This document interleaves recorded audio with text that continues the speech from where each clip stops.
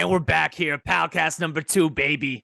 We got Brad Sith. He's back in the building. He got your shades on. Got your shades on. And we got Trippy. Trippy's going to be on a lot, too.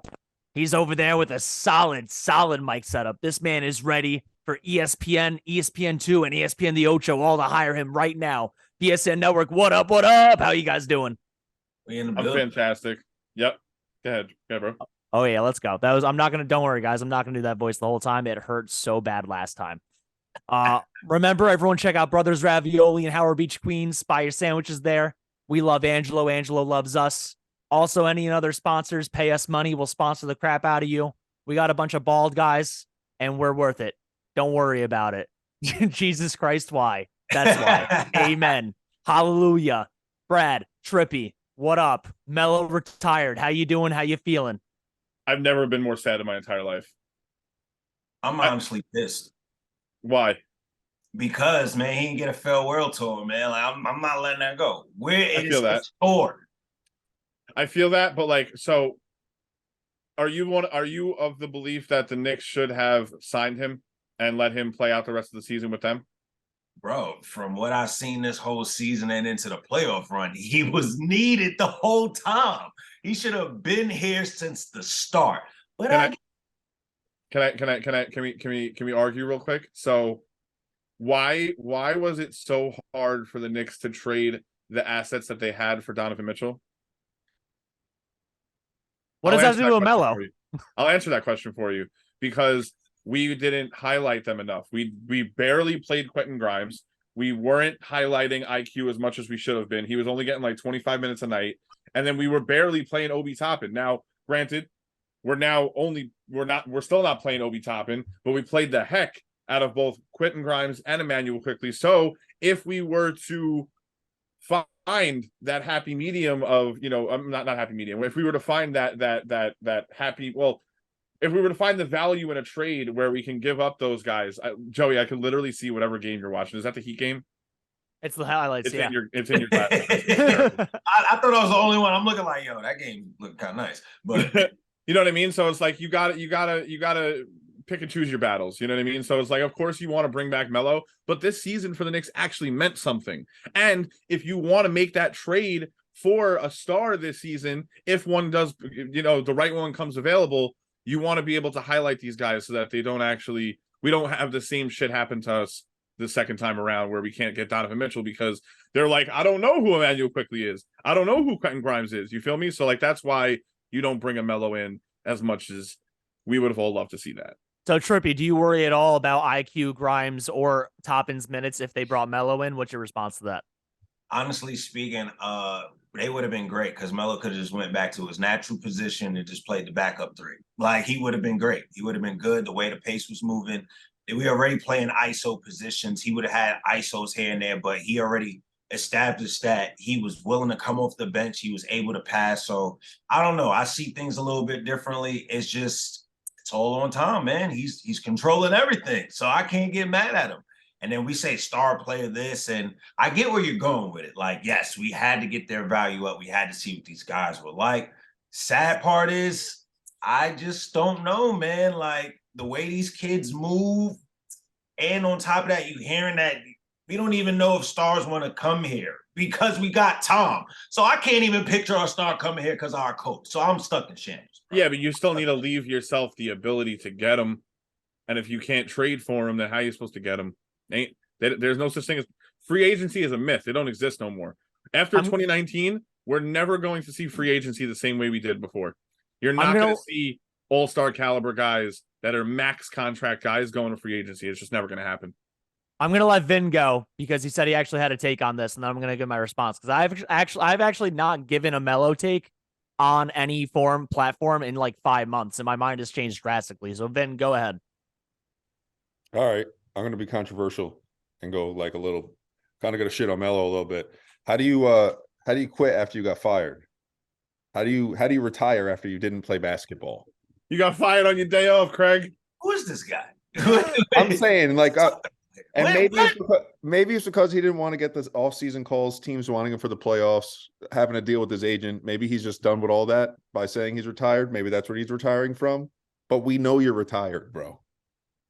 I don't know, man. If you really want to unretire, like Dwight Howard has a team he's running in Taiwan. He could have played for Taiwan, China, Japan, like Australia, Spain. He could have played in a lot of places, and I guarantee you, within 4 games, he would have been signed back by the NBA. So my mind, so Trippy, real quick, I'm actually on your side, and for the longest time, I was on Brad's side in this matter, and my mind changed about wishing we had Carmelo Anthony on this team because I felt the same way Brad did for a while. He would take away minutes from the younger dudes.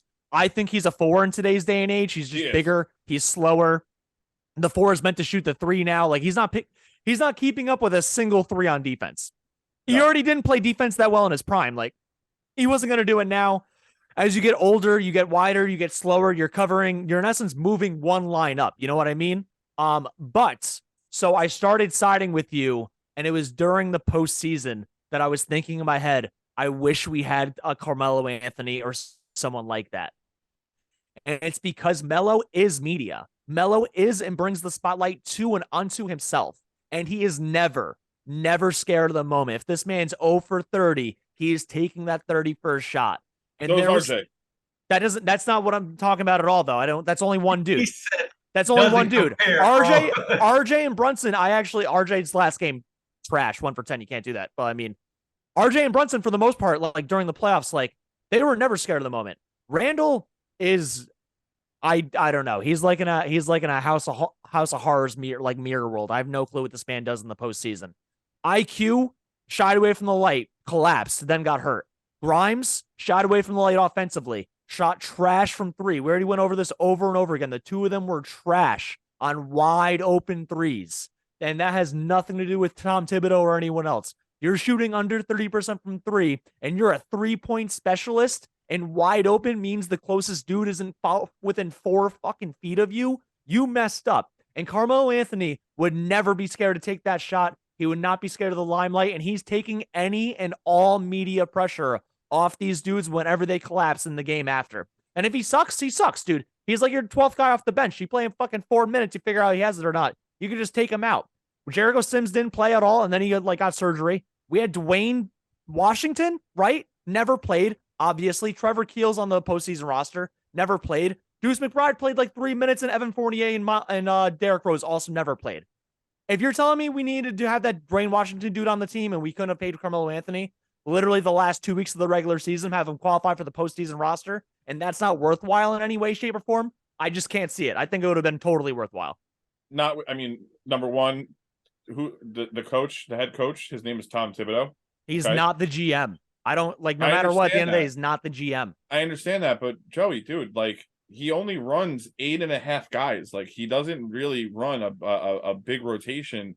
So again, it's like, yeah, ideally there's definitely pros to it, but then there's a whole lot of cons also, you know, bro. Do you really? So like, let's say hypothetically, instead of RJ Barrett having that 1 for 10 game, it's Carmelo Anthony. He's not getting 10 shots. No. He wouldn't get 10 shots, dude. That's not how long he would play. Well, I hear you. I get it. But if it was Carmelo Anthony, so you say that now, but you have to also understand that Carmelo Anthony was probably getting 8 to 10 shots a game in his last stint. Brad, you're right. Tom Thibodeau is the coach. If he goes 0 for 4, he's out of the game. It doesn't matter. He's just not getting that much of a leash. He's fucking 37 years old. This is honestly a stupid hypothetical situation. I agree with Angelo. Let's move on. So, I don't know how many Yankee fans there are in the room. I know that I don't know. Trippy, are you a Yankee fan? Yes, sir. Let's go, baby. I was in the game last night. No, listen. It was the first game I've been to in a long time where they lost. So, you know, I got to count my blessings where I can get them. But interestingly enough, a CAA client by the name of Karl Anthony Towns, who's been many a time rumored to the Knicks, pal it up, pals. We have keep going. If you read it and process it, just keep going later. Sorry. Karl Anthony Towns. He's been rumored to the Knicks on numerous occasions over the years, mostly due to the fact that he's obviously a New York resident and formerly a New Jersey resident, but he's just from the area, huge Yankees fan. So the point that I was trying to make was Karl Anthony Towns randomly, for God knows what reason, just threw out the first pitch. Now, if y'all would recall, Donovan Mitchell also threw out a first pitch at a Mets game, whom he's a huge fan of, in the offseason last year, right around playoff time as well. I don't know what to make of that. You know, the fact that he is CAA as well, maybe there's some ties there, like with the Yankees ownership, and I don't get it. Like, with all the rumors, like the heavy rumors of Donovan Mitchell to the Knicks, like that were kind of like rumblings at that time, there's nothing. No one's really talking about Karl-Anthony Towns being traded. I don't know which one of you wants to go first on this. I hate the idea of Karl-Anthony Towns coming here, but let me ask you guys this first. Why do you think he was there? I'll start with this one because I get where they're going with this, but it's pissing me off. Like, I'm tired of the whole routine. If a star wants to come here, instead of them putting their big boy pants on and just axing out like a grown man, you got to go to the closest baseball team in the offseason to get over there. That's annoying. They keep saying the hometown kid. He's not even from New York. He's from New Jersey. He's not from here. Like, stop saying hometown kid. He's not from here. He's not from this state. He's not from the 5 boroughs. He should play for the Brooklyn Nets, the New Jersey Nets. Upstate, bro. Do you understand? He's not from Syracuse. He's not from none of that. So why we keep saying hometown kid? Then the thing that really gets me is like where I get maybe there's a cat rumbling is when you see how Anthony Edwards is like really investing in the Rudy Gobert. He's saying he's going overseas with him in France. Then you see him pop up at what was that last game? Game 4, talking to Jaylen Brown. So maybe it's a connection there. So maybe low key, Cat knows something we don't know, and he might be out the door. I feel like Ant-Man might be picking sides, man. If you're Anthony Edwards and you're like a dude that plays hard nose defense, and you want a guy that can do pick and roll, and you feel like Karl-Anthony Towns is not someone that tries that hard on defense half the time. Angelo can't even drive like 10 miles north because his back hurts so bad, and he's saying fuck upstate. Upstate starts in Albany, bro. I just want to let you know. I could throw a stone to where you live. But seriously, Cat doesn't even play defense. You know what I mean? Like, that's one of his biggest faults, is that he plays the Evan Fournier version of defense where it seems like he's in a good position and then he fouls you, or he's just never in a good position and he just lets you go. And if I'm Ant-Man, I love how hard I try, and Rudy Gobert, for all of his offensive flaws, tries his ass off. If he gets played off in the postseason, so be it. But at least I know he tries harder. And have you guys watched Karl-Anthony Towns play? He's literally Julius Randle on offense, but just a better shooter. They do all the same stuff. It just wouldn't work. I actually think Randle is better at driving, honestly. Oh, yeah. This is where I gotta disagree. And I gotta give Cat where it's due. Like, Cat credit where it's due. At the end of the day, if you look at Cat's bag, Randle, he's somewhat of a better driver, but Cat is the better post player. Yes. Cat has a bag when it comes to that. Cat, he has him like 40 pounds and 5 inches. I would hope so. Hey, at the end of the day, he has a bag in the post. He can actually shoot at a higher clip than Julius Randle. So, and he actually shoots free throws. Right, but I hear you. So that's why I just feel like, I'm sorry to cut you off, but that's why I feel like you're not going to bring a Cat here to play the 5. Like, if he would want to play the 4, I mean, I don't think he's a modern 4, and he's definitely not providing rim protection. He's not good defensively. I don't see how those guys fit. I just don't see a front court of Cat and Randle, and that's where this whole trade thing goes down. Because I'm looking at the Timberwolves side. Can't send Mitch over there. Even if you want to send iHeart, it's not enough money. So it's like, bro, this is not making sense. So on to the next guy, because I don't. I mean, there's ways to get that done. You can put Evan Fournier in the deal to clog up some of the salary. Well, Mitch isn't going to go there because they have Rudy Gobert. They would those two would never exist on the same team in any way, shape, or form. And that's what I'm saying. So and then you got to remember, I don't know if a lot of people go back into it, but y'all remember that Randle interview that happened long ago? I think it was last year, when him and Karl-Anthony Towns was basically bigging each other up, and Randle was like, yo, he destroys 5. So there's a bond there. So I don't think if there's a Cat coming here, Randle still stays here. So this is still like, bro, how is it working? I was going to say before it could be a 3-team trade. That's all I wanted to add. But go ahead, Joey. I was going to say, honestly, the way we watch the playoffs is that if I was to imagine Karl Anthony Towns on this team, it's that it would be at the 5 and we'd actually have defensive space or like spacing for the postseason. But and the Miami wouldn't be able to clog. Be the same. Well, that's the thing. The defense wouldn't be the same. I mean, ideally, in a scenario, the scenario is that you have Mitchell Robinson as your backup and Karl Anthony Towns as your starter. And then when you go against the Clevelands of the world, you play Mitch most of the time. And when you go against the Miamis of the world, who, I mean, Bam isn't the greatest offensive player. He's actually better at bringing the ball up off of a defensive rebound than he is for creating his own shot.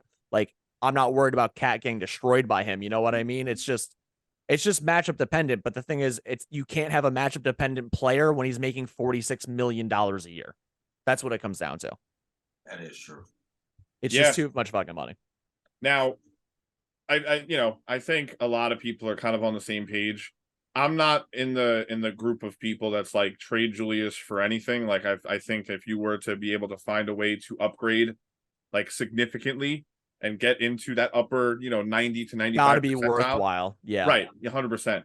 Now, the other name that's been floated around, Joel Embiid, also formerly a CAA client. For obviously coming off an MVP season, not caliber, MVP season.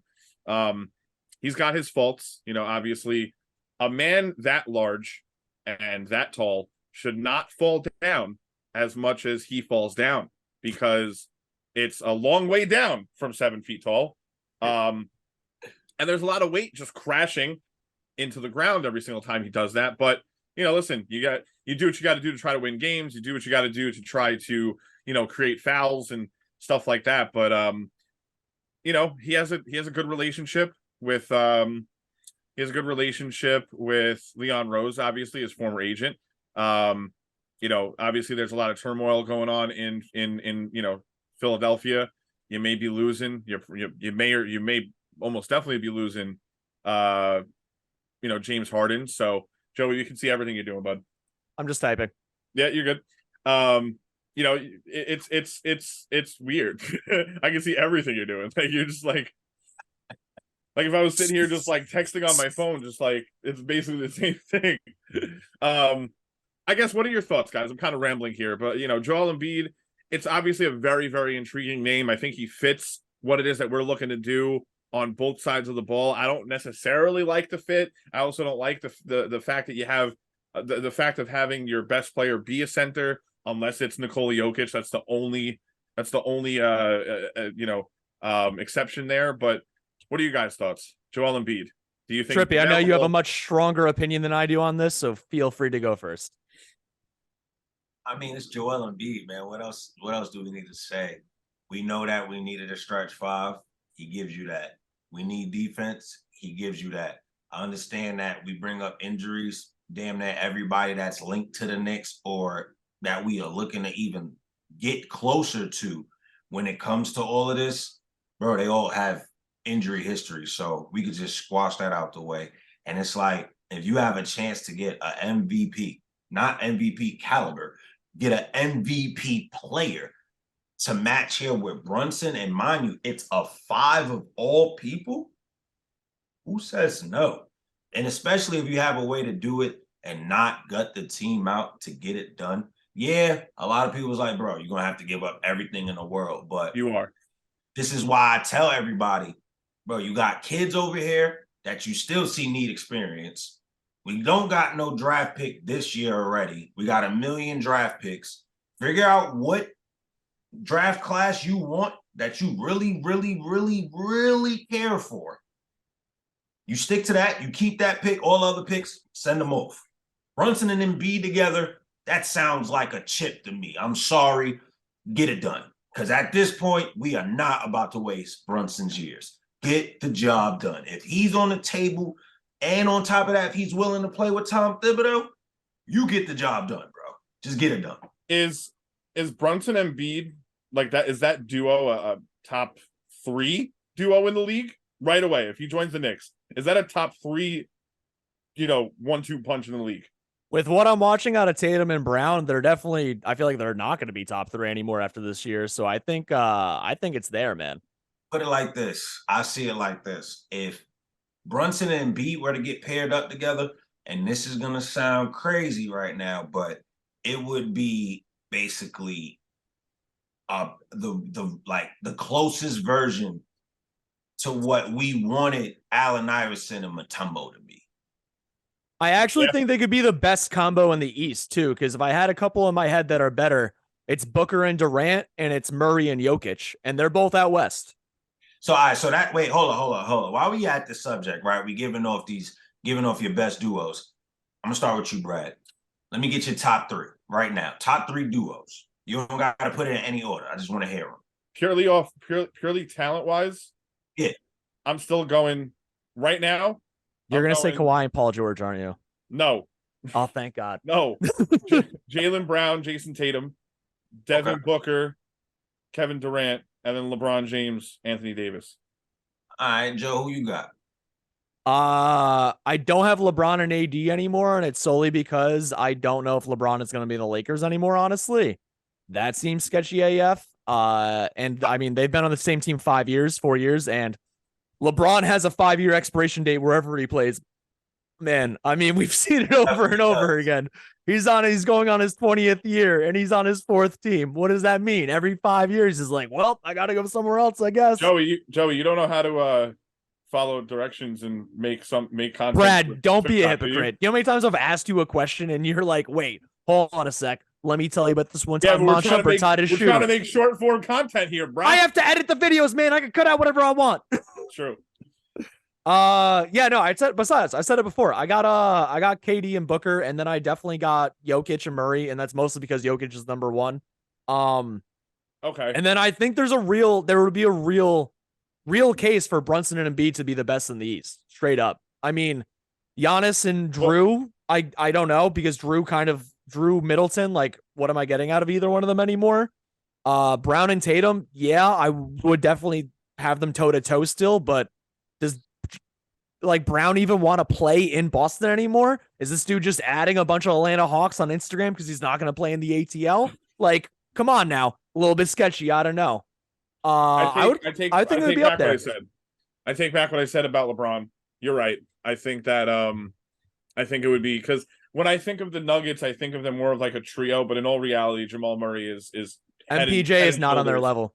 He's head and shoulders over MPJ. You're right. So I take that back, and I think I would do that. Now let's make this a part of the conversation. Out of those, so the trios that I just mentioned. So I said, Phoenix, I said the Celtics, and I said the Nuggets, right? So I took back the Lakers statement. If we were to pair a Brunson with an Embiid, who are they better than? The Jays? Trippy, I think it'd be better than Brown and Tatum. I think so too. I think so too. Off the rip, you put a Brunson and you put a Joel Embiid together, automatically they cooking a LeBron and AD. 100%. LeBron is already showing that his age hit. AD, we just watched a whole series where AD got eaten up by Jokic. Eaten up. That's a fact. Now, then when you get to that, you got, when it comes to Jason Tatum and Jaylen Brown, cooking them. No question, out of doubt. They're not, no match made at all. Trae Young and Murray. Oh, not even close. Nah, KD and Booker. I think is the closest one. Nope, not at all. The closest one would probably be Drew Holiday and Giannis. That's the closest. Wow, we forgot about them. Damn. Yeah, I forget. The defensive specialist with the Greek freaking out. But I think, dude, I just watched Jimmy Butler destroy Drew Holiday. I think I would have Butler and Bam over Holiday and Giannis at this point. Bam as a duo. As a duo. Bam. But here's the thing: as a duo, that duo couldn't stop Brunson. As a duo, now you got to worry about Embiid with Brunson. I mean, they won the series 4-2. Brunson was kind of solo by himself. Yo, I'm just thinking about they couldn't stop Brunson. They stopped the team, but they couldn't stop Brunson. Brunson was going on. At the end, they supposed to yo, let him go. Like, real talk, I'm talking like from a purely basketball perspective. I figured it out. Steve Nash, Amari Stoudemire on steroids. That pick and roll combo, between Brunson and Embiid, that's unstoppable. Unstoppable. Nah, not even. I see it more so. It's more like Clyde and Hakeem, man. Nah, not Because even. This is because more Nash so, was more of a passer. Clyde wanted to score a little bit more. This is I see this as more so literally like a D Wade and a Shaq. D Wade and a Shaq, bro. And I'm only saying that because I want to give it to this would really be the real version of Kobe and Shaq. It could really be that. It's just that Brunson's too short. But if you want to talk about mentalities and keys to the game, that is the Brunson and Embiid is the real definition of Kobe and Shaq. Brunson has a killer instinct mentality, 100%. Let it happen. Bring that to New York. Kobe and Shaq or D Wade and Shaq? That's two very different things. My thing is this: the way Brunson plays, his footwork, his keys to the game, slow down the pace, cool the refs, be able to get anything that he wants at any given time, and hit a switch. I gotta say Kobe and Shaq. I gotta say Kobe and Shaq. Hot take. Now here's the thing: fire. Embiid and you still keep RJ. Now you got two different combos. Now you get the D Wade and Shaq. That's your slasher. You see the opportunities you get when you bring Embiid over here? Y'all just don't be thinking sometimes. It be fire with it. Oh, let it work. Come on, roll the dice. All right, now to get off this topic and to end this all together again for the bajillionth, zillionth, trillionth, zillionth time, the Philadelphia 76ers cannot and will not give their best player to any team in the Atlantic. 100% most importantly, the New York Knicks or the Boston Celtics. That can and would never, ever, ever, ever happen. I just want to make sure that's crystal clear to end this segment. It's a good hypothetical, but we're really ending this segment. They already put it out there that if it's not a real star player, they're not trading them, and they already feel like the only person that will match up. It'd be Brunson. Nah, they said swap for swap is like Kawhi Leonard. Like they really. Oh yeah, no, I meant if the Knicks were to deal with them, it would have to be Brunson. It would have to be like a star. So yeah, we ain't getting him. All right, guys, let's go back to Melo real quick. Quick question for you. All right. What is your favorite New York Carmelo Anthony memory when he played for the New York Knickerbockers? Tripp, you go first. Bulls, man. 3 against the Bulls, bro. The 3 against the Bulls. As soon as he hit it. And the only reason why I say that is because, ironically, we got 2 versions of that this year. When Randall did it against Miami, and then you see my guy Brunson do it. They hit it from that same right wing. Bang, bang, bang, closing out game. So iconic. The fact that it was able to get replicated 2 times over. 5. Brad, what do you got? Your best Carmelo Anthony New York memory? 62 in the Garden. Period. I mean, I just to kind of give you guys a peek under the fourth wall. I had I went to the Liberty game, the opening night last weekend, and I watched Breanna Stewart just light up the Barclays Center with 45 points over 3 quarters.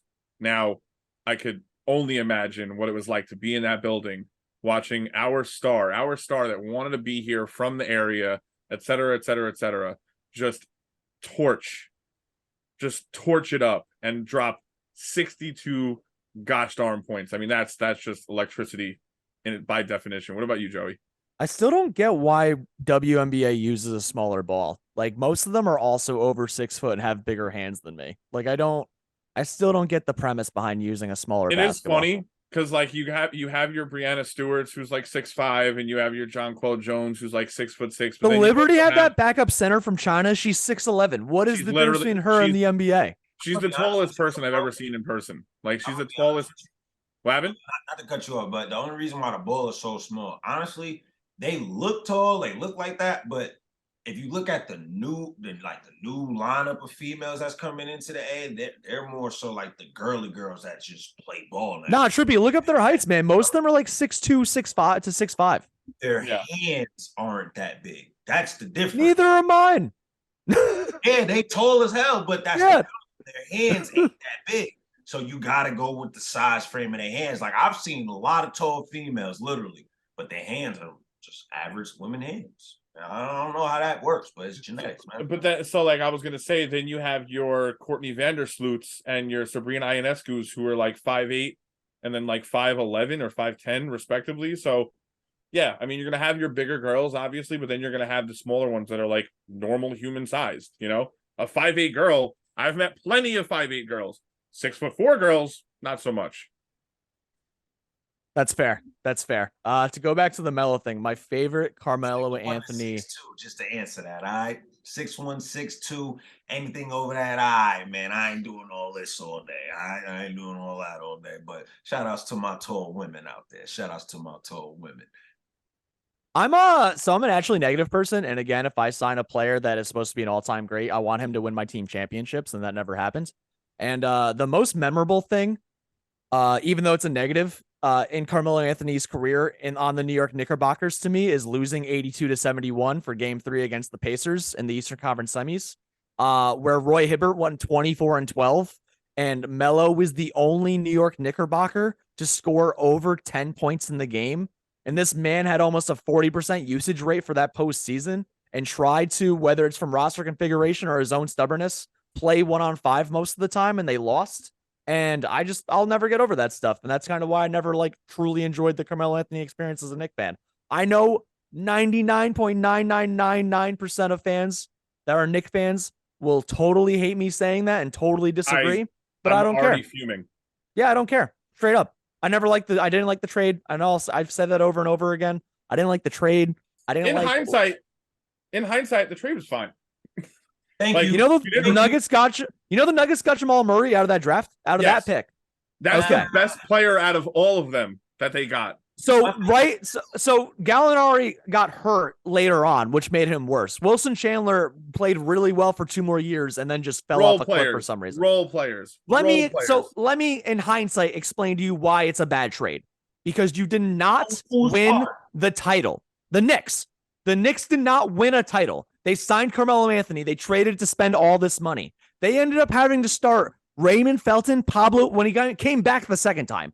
Raymond Felton, Pablo Prigioni, Chris Copeland. This team is trash. They were bare bones. J.R. Smith coming off the bench, like never, and he doesn't play defense. The whole issue was that Melo wasn't a defensive stopper. No, that's not called a bad trade. That's called bad management, not following up after whatever a good trade. Whatever you want to call it, the reason why I call it a bad trade and call bad trades are based on management, not the player. I'm not disputing that at all. How long did after they did this trade? I have 100% no reason to trade for a star if LeBron James, D Wade, and Chris Bosh are on the same team. Bring up LeBron no reason. Dude, you're doing it. You're doing the same thing that the other fans do. Trippy. About Melo, now we're talking about LeBron. Trippy. No. The point is to win a title.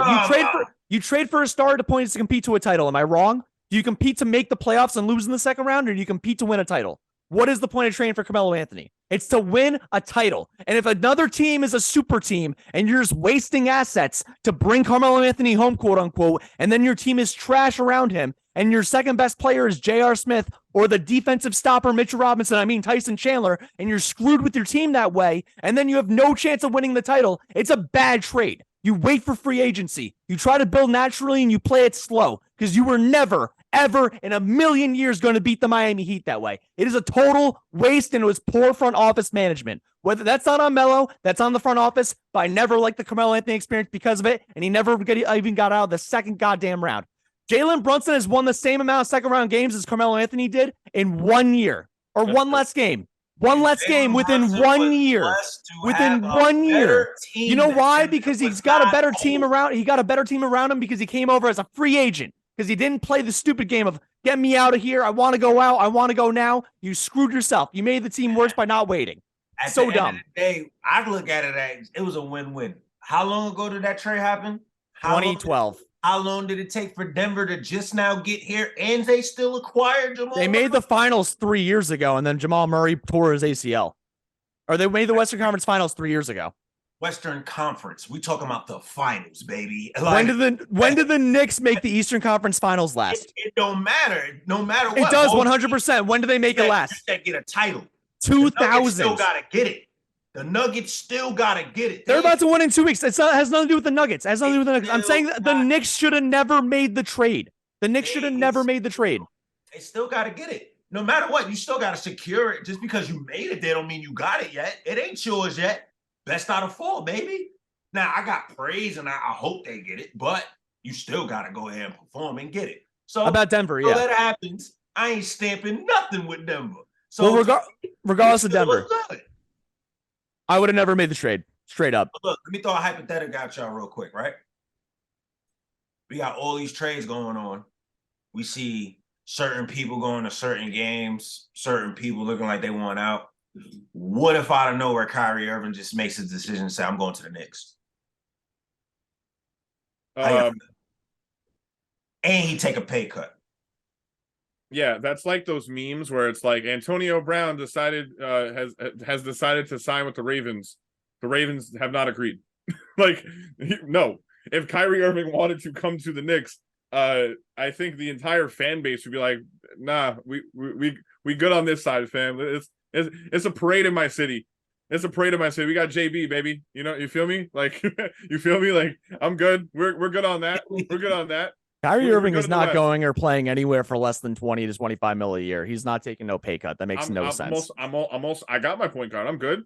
All right, so let me give you a real hypothetical then. Well, a real thing.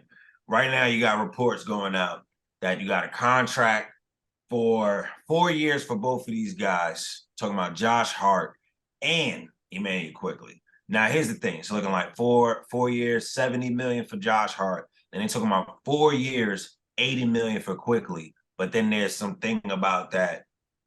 There's teams to where actually he should be getting like $100 for 4. So how do y'all feel about that? That the New York Knicks may actually pay Emmanuel Quickly the same kind of money they paying Brunson right now. Well, Brunson's severely underpaid, which is kind of cool. It helps out a little bit. But if Quickly's making over 90 mil a year, he can't be your backup point guard. No. And if he's not going to be the starting 2 even in this scenario, if they're going to keep starting Grimes, then that just sounds like a sign and trade waiting to happen for assets. That doesn't sound like someone that's going to actually be on the team past this year, straight up. Which is definitely why, you know, everyone wants to talk about Obi, you know, damn near being guaranteed to get traded. Let's talk about IQ too. You know, that's what I'm saying. You know, they've been talking for the last year about possibly trading this dude. You know what I mean? He still has 1 year of eligibility of rookie scale contract, and then obviously you got to pay him.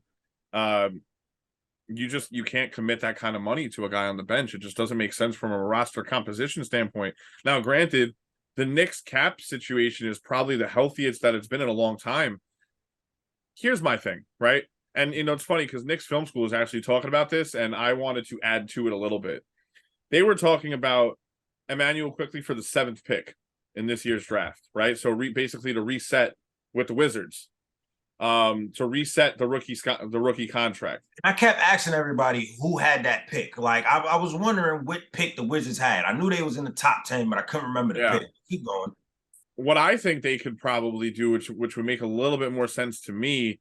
I don't know if it would require other players. I don't know if maybe an Obi Toppin or something like that. I don't know if it would require it would just send them both to another team and have them worry about their contract situation. Or maybe that's something funny. like that. But no. So on the flip side, I would rather, because I think at this point I think IQ is worth. I mean, he's worth 2 first-round picks. Now, is he worth a seventh pick and another first? Maybe not. You could argue.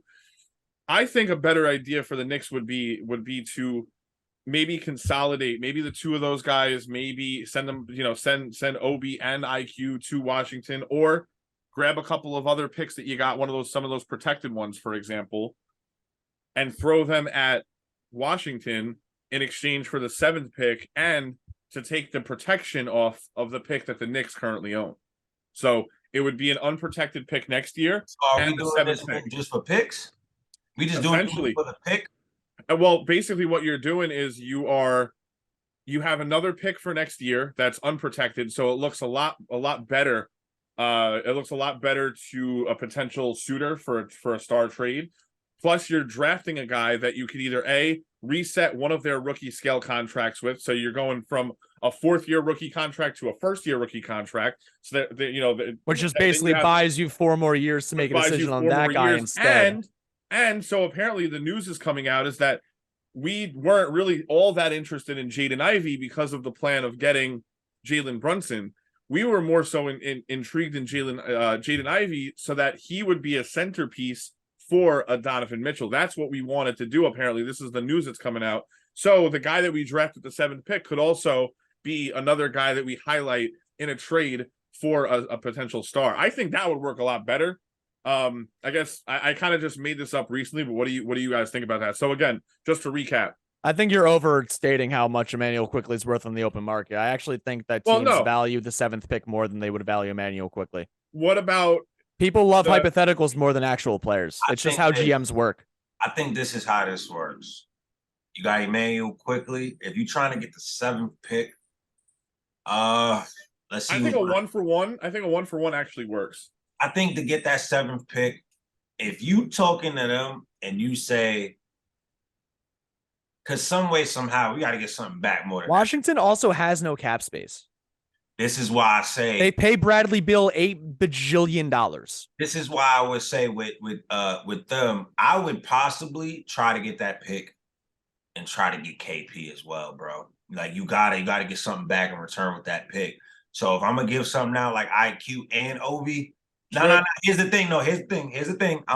There's more to it. There's more to it. But let me just say what I say. You undervalue the value of picks. You undervalue the shit out of picks. You think like just because IQ is like a proven player, the 7th pick is extremely valuable. Bro, literally just last year, I don't know if you remember this or not, they were talking about trading potentially 3 to 4 first-round picks just for Jaden Ivey, just for the ability to draft Jaden Ivey. 4 first-round picks. 4. Bro, DeJounte Murray just went for 3. And one of them was heavily protected. So it's like, these picks are a lot more valuable than you're making them out to be. That's all I'm saying. No. See, that's not where I'm looking at it. I'm looking more of an aspect of what are the Wizards going to want in exchange? For their 7th pick, I don't think they're doing a straight up swap for IQ. I just can't see it because they still have to cater to their stars. You just said the opposite 2 seconds ago. No, what I'm saying is this is why they have to give us. If we're gonna give up IQ, knowing that we got to get the 7th pick, knowing that they're gonna want more, we got to at least get something else back of value besides just that 7th pick. So I'm saying if we're going to give up an IQ that you stated was at least worth 2, I think we could at least get a KP in that. You get what I'm saying? We could package something else with IQ, get that 7th pick. You get what I'm saying? We got something back in that. Then on top of that, you got a chain reaction for a next move. You just also stated that you could take that 7th pick and flip it. Now, if you take that 7th pick, you use Mitch, you use Evan, you can do a lot of things with that. You get what I'm saying? That's why I'm like, I think the 7th pick plus just not going to be IQ to get it done. I think the 7th pick plus KP is more likely to equal almost Julius Randle's value than it is to equal Emmanuel Quickley's value. Because Kristaps Porzingis is considered a much better asset and a much higher draft pick than Emmanuel Quickley, even on his own. Having a stretch 5 that's been an all-star before is worth significantly more than a backup point guard. No matter how highly you think of IQ and how lowly we think of KP, like KP on his own is worth more than IQ is. Forget the 7th pick in this scenario. That wouldn't even happen. That's all I'm saying. If anything, if we're gonna try to go get that pick, and mind you, I'm not saying, go get the pick and go get Bradley Beal. The best thing for us that would be at least value to us where we could use it is like, all right, go get KP at least, because we need a stretch 5, bro.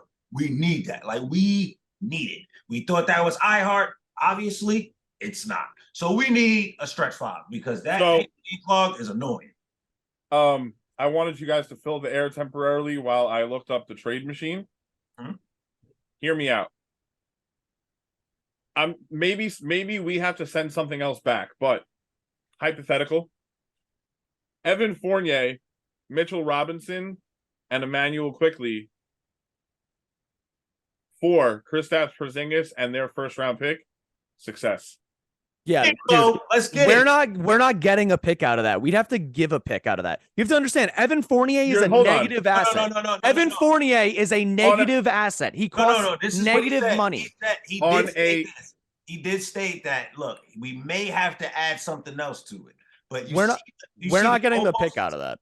We could get that pick. Evan Fournier isn't a negative asset. Dude, he's a negative asset. He's literally expiring. In order for the Knicks to get rid of Evan Fournier, they're probably gonna have to attach their own first round pick to get rid of. He's expiring.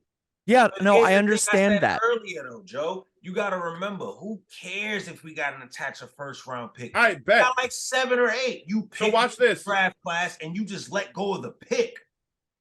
I want to one of these days I want to be able to like just ask 1,000 different GMs if they would be willing to come on to actually explain what trade value is and how it works. Because if you have in order to get rid of Evan Fournier, you have to attach a protected first round pick just to get rid of him. That's basically how most of the league would think. Okay. And then, out, Joe. so let me explain real quick. I know what the trade value does. The trade machine will accept anything based on money. It has nothing to do with the picks you attach. No, obviously, bro. Yeah. Check this out. Hold on. Revamped trade. Kristaps Porzingis and the 2023 Wizards pick for Evan Fournier, Mitchell Robinson, Emmanuel Quickley, and then we send them back their own pick, the rights to their own pick next year. So then they actually have a pick, even if they do well. You're closer. That 7th pick isn't happening, though. I'm telling you. You guys it's a Knicks fan pipe dream. Put it like this: icing on the cake. You throw in Obi Toppin. Bingo. That's automatic deal. They're taking that. You're closer, dude. How do they fit 4 players on their 15-man roster? You want to know why I'm telling you we're not? It's no more than that, bro. They have to appease to Bradley Beal. We're giving them young assets that they can use. They're getting a pick back, and they don't have to worry about paying KP. So that means they can still pay Kyle Kuzma and still get some more help over there. I mean, if they need to show off any more of their own contracts, they have the opportunity and eligibility to do so now. So we actually got it. Trippy, when making a trade, there's 4 aspects of a trade you have to think of: draft pick compensation, the money matching up, the players' actual values, and whether they would be close to the 15-man max. You can't just randomly send a team 4 or 5 players for only 1 or 2 of theirs and then expect they're going to be able to fill out the roster the rest of the way. That makes it super fucking difficult. It's why after a while, you can only send a guy that's so good. You can't just be like, I'll send you Mitch, Obi, and IQ, and Evan, and a first-round pick. It's like, you can't just add 4 guys if they already have 13 players. It just doesn't work like that. So, check this out. My son is going in with the machine. I have revamped the trade yet again. All right, after this, we're going to get to the last 2 questions, by the way. There's been a trade for the 7th pick in the 2023 NBA draft. The New York Knicks select, I don't know, Kristaps Porzingis, Johnny Davis, who both Tibbs and Leon Rose were what? Trash. Fair, but they were very high on him going into the draft. So maybe they see something in him, and it also resets the rookie contract a little bit because he still has a few years left. So now it's Kristaps Porzingis and Johnny Davis because again, Tibbs and Leon Rose were both very high on him going into that draft, which is a big reason why we traded our pick. Just to keep that in mind. Kristaps Porzingis, Johnny Davis, and the 2023 7th overall pick for Evan Fournier, who will be cut. So they're not taking on 4 players. They're taking on 3. Mitchell Robinson, Obi Toppin, Emmanuel Quickley, and they get their own pick back. For you to assume they would just buy out $18 million is a lot from a team that has to pay Bradley Beal $50 million. Give him $9 million, buy him out, goodbye. It's not that easy. I mean, I get it. You live in a trade pipe dream. It's fine, man. It's all good. Bro, dude, look at the Carmelo trade. Can I bet you both $1,000 each that we don't get the 7th overall pick this year? Is that cool? No, I'm just saying it's a hypothetical. I know we ain't getting that. So I'm not paying, man. I'm saying it's a hypothetical. All right, you guys ready for trivia? Yep. All right. We're talking about Melo. Melo's gone. Great career, whether you love him or hate him. And I don't hate him. I hate the deal. Can you guys name the starting roster for the New York Knicks? in the Indiana Pacers 2013 Eastern Conference semifinals? Who was on that 2013 playoff team? One is Carmelo Anthony. I'll start you guys off there. Whichever one of you wants to go first. Amari Stoudemire, Okay. Yeah, Tyson Chandler. Okay. We got two more. Novak. Yep. Novak started? No. I'm saying name the whole thing. You're talking about the starters. No, I'm saying the whole team. The whole team. All right. So the whole roster. So yeah, Steve Novak, Tyson Chandler, Raymond Chris Fellows, Copeland, Yep. Mon Shumpert, Rasheed Yep. Wallace. Baron Nope. Davis. No, Rashid. Oh, he came the season after. You talking about the season before that? 2013. Yeah. All right. Jeremy Lin? No. Nope. Mike Bibby. No. No. Baron Davis is still there. No. Davis never played with Melo. J.R. Smith. You already said that. Yep. You got Jason Kidd. I said, all right. So you got Jason Kidd. Steve Jason Kidd Novak. did start. You're right. You got No, he Jason- didn't. He came off the bench. I have the lineups in front of me, but I'll tell you, you guys have 3 players left. So you got Raymond Felton, Jason Kidd, Iman Shumpert, J.R. Smith, Tyson Chandler, Chris Copeland. You're still missing one starter. Who is this other starter? Is it nah? David Lee wasn't there. Nah. Courtney Lee wasn't there. Nah. Damn, why am I What was going Courtney blank Lee? on these other players? Wait. Oh, Aaron Aflalo? No. Pablo Pergioni. There we go. That was the other starter. Yeah, I'm Pablo. like, Pablo Pergioni. There's 2 players left. Quentin Richardson. That is one. There's one guy left. I ain't getting this. Your live. hint is that his son is in the NBA. What? The guy that's left, his son currently plays in the NBA. Stop cheating, Brad. The whole internet can see it. It's Kenyon Martin. Who? I forgot Martin was on the team. Kenyon Martin. I keep forgetting Martin for Rasheed. That's why I keep saying Rasheed. I remember Rasheed, but I forgot about that. But look, see, I was on the money with my team. On the money. Yeah, not bad. That was pretty good. I think, honestly, without looking, I think you guys got like 12 out of the 15. And Pablo was hard AF. I get it.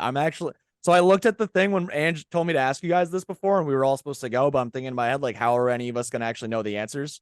So I literally, the starting 5 for the game that I cited before that they lost with Melo, 82-71, where he got 21, and the rest of the team didn't score, like no one scored over 10. They started Pablo, Raymond Felton, and Iman Shumpert all together with Melo and Tyson Chandler. Yep. Stoudemire only got 9 minutes. They were rocking him at the 4 a lot. Yeah, because it's weird. Even back then, teams figured out the space, although this team had no ability to space or actually do anything outside of give them the ball. So they still only scored 75, 85 points a game. No bueno. And then are you guys ready for the last question for trivia? Yeah. All right. And the last question is, oh shit, I pressed the wrong thing. It's not even trivia, it's just an opinion. Would you rather have prime Jimmy Butler or Knicks Carmelo Anthony to start a roster? Knicks Carmelo Anthony every day, all day. I'm taking Jimmy Butler. I don't think that's probably surprising based on how I said and feel before. I love defense. All right, so he does more stuff. Talk numbers talk reality with me. What do you consider prime Jimmy Butler? I would honestly say within the past 3 years. Put it like He's this. made the Eastern Conference Finals 3 of the past 4 seasons, and as the number 1, I'm saying now is prime Jimmy Butler. I'm gonna say it like this: Knicks, Carmelo Anthony versus Heat, Jimmy Butler. Knicks, Carmelo Anthony would dog walk him, walking bucket. Nobody can stop. I'm not talking about one-on-one. I kind of agree with you when it comes to one-on-one, but that's not how you put together an NBA team. Yep, Even if you got to build an NBA team, I'm still taking Carmelo Anthony. You ain't changing. That's fair. That's all good. I have a question. I think most New Yorkers would, honestly. I have a question for you guys. Make it realistic. So 2 stars, and then you can even have one so-so star, and then 2 role players.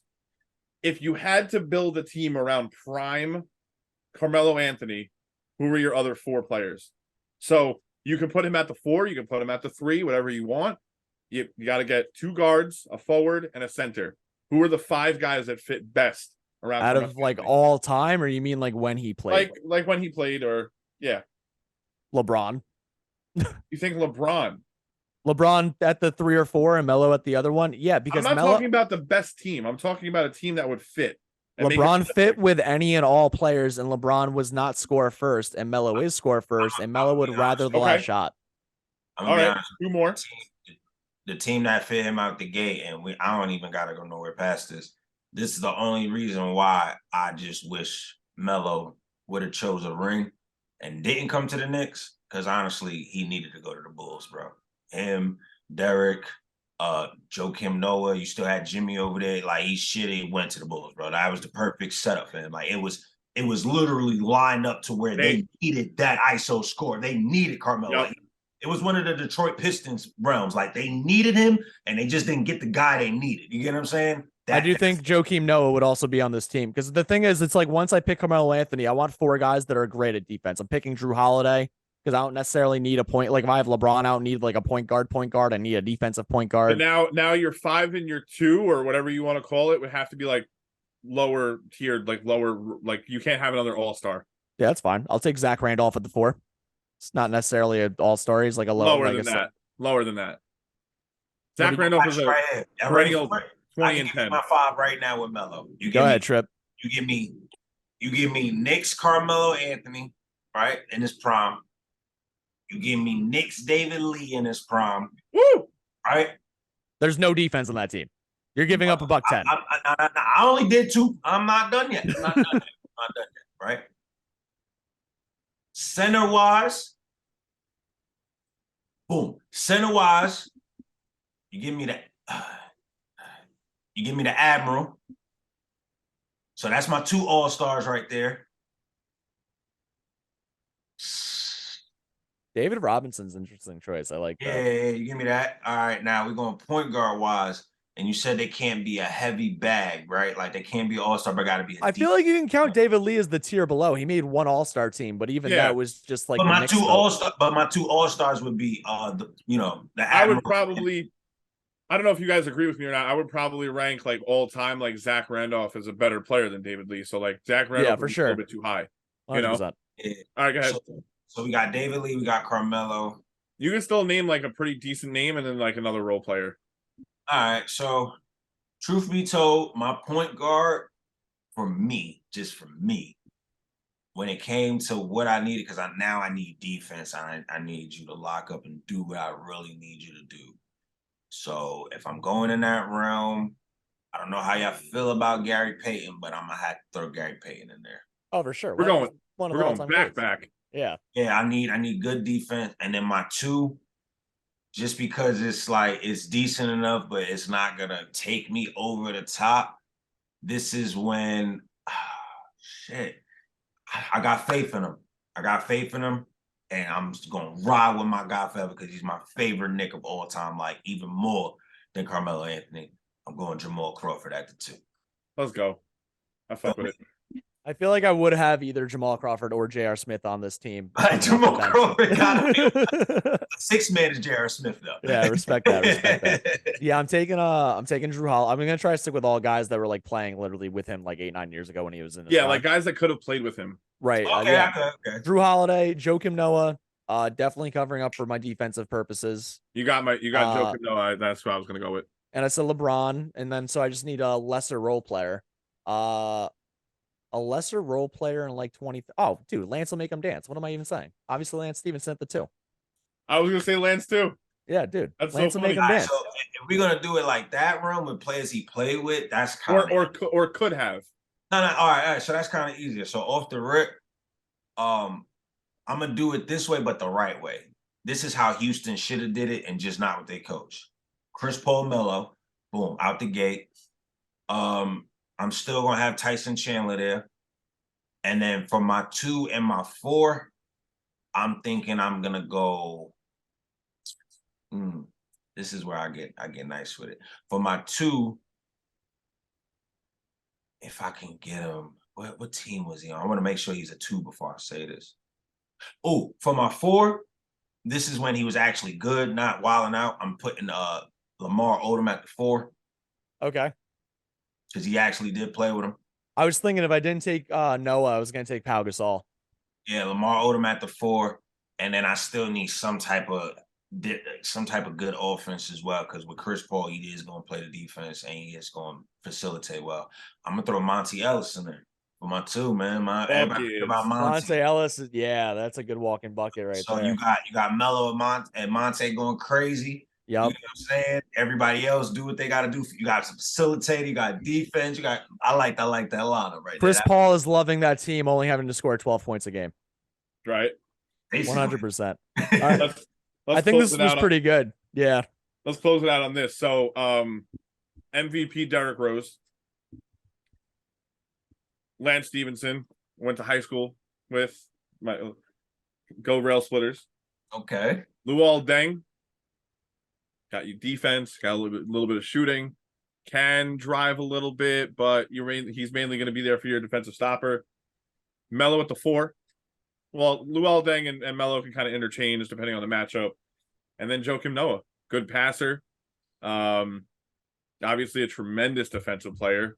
And you already have so much scoring between Melo and Derrick Rose that you don't really need points out of the 5. So that's my team. Love it. Guys, this was great. I'm sorry to everyone that loves Camelo Anthony on the Knicks. And yeah. I'm also sorry we didn't say Pal as much as we should have. So Pal. This was Shout a out to him, but he got great Palcast. I'm not saying him no more. He got a chip already. He's good. And I've always been hated my whole life, so I just live my life this way. Actually, I do have one question for you guys before we go. And I do actually want to put this on BKE I want to actually ask this as a poll so we can cut up and like split up the whole us just posting random players and Knicks jersey swaps. If you were to pick, this is a great question to ask anyone that's a fan of any team that doesn't ever win really, and then figure out where they are and who they are as a type of person or a type of fan. So Trippy, I'll ask you first. If you were to pick for the Knicks to they can either do one of these 2 scenarios, but no combination of the 2. Door A, they win 1 championship in the next 10 years. You don't know which one, obviously, but they don't make the playoffs the other 9 times. Or door B, they make the playoffs the next 10 years every year, but never win a championship. Which would you rather? I'll go door B. You're taking the 10 playoffs and no chips. Want to know why I'm taking the 10 playoffs and no chips? Only because it's a business, baby. They're gonna rig it for us to get a chip eventually. So I'm gonna go door B. You're just making up a whole new scenario. It doesn't happen in this world. We're all talking hypotheticals. And then the one time I make a hypothetical, that's why I don't believe in hypotheticals, man. Because when I make them up, no one even does it. Brad, give me the question again. Brad, no, I'm going door B though. Just to keep it fair, I'm going door B. You'll take 10 playoffs, no chips. Okay. Brad, if you were to pick, the Knicks can do one of these 2 scenarios, but not both. Door A, they make the playoffs only once in the next 10 years, but that 1 year they win the championship. Door B, they make the playoffs the next 10 years in a row, but they never win the title. What would you rather? So door B, and I'm going to make also a hypothetical scenario, but I think a much more realistic one. Not more realistic, I shouldn't say that, but a much more plausible one, right? This is why I don't deal with fake trades, man. No. Don't even deal with my hypotheticals. Hear me out.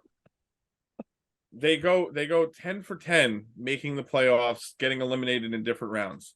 At some point towards the end of that 10-year span, there's going to be a star that's like, I'm the missing piece for that team that's going to get them. I would have a good enough core around me. And you think year 11 they win the title? I think year 11 they find the right guy and they win the championship in year 11. Okay. I'd rather watch, as a Knicks fan, I'd rather watch playoffs 10 years. I actually think this goes with Melo fandom and Knicks fandom as a whole a lot. And what I've come to realize apparently is I'm in the very minority of this, because me and Ange literally had this as an argument about a month ago. And I thought it was insane that he would choose door B. And apparently most people would. I would choose door A. I only care about titles. I don't care if you lose in the finals 9 times in a row. All that I want is a title, a guarantee. Joey, think about what you're saying though. So you're gonna go the other 9 years without watching your team in the playoffs? Yeah, you know why? Because that. I've dealt with that most of my life, and they've never won a championship. It sucks. I don't want to keep doing it. Dude, if they won a championship in like 06 when I was 15 and they didn't make the playoffs the next 8 years, I would be like, we fucking won the chip, All right, bitch. so What about this? They make the hold on. I get it. Apparently I'm the They make minority. the playoffs. They make the playoffs for the next 10 years, and then they win the championship in year 11. How about that? That's not part of the hypothetical. Yeah, well, now it is. Let's put it this way. They make the playoffs the next 10 years, and then they miss the next 3. They don't, like, the same team doesn't ever make it again. Just they make it 10 years or they win one chip. What would you rather? I hate this game. Yeah, exactly. That's also why I was never a fan of the Camelo Anthony thing. This all relates to the same mindset. I want to win a title. We're not doing this. Melo forever. We're not doing that. Championship or bust. Championship or bust. If it doesn't make you win, if it doesn't give you a chance to win, then don't do it. It's a wasted asset. It's a wasted trade. You lose. It's okay. You can stick with your door. Oh my God. Let's go New York, the Palcast. Peace. Ben, press recording stop, dude. Why are you never on the ball with this?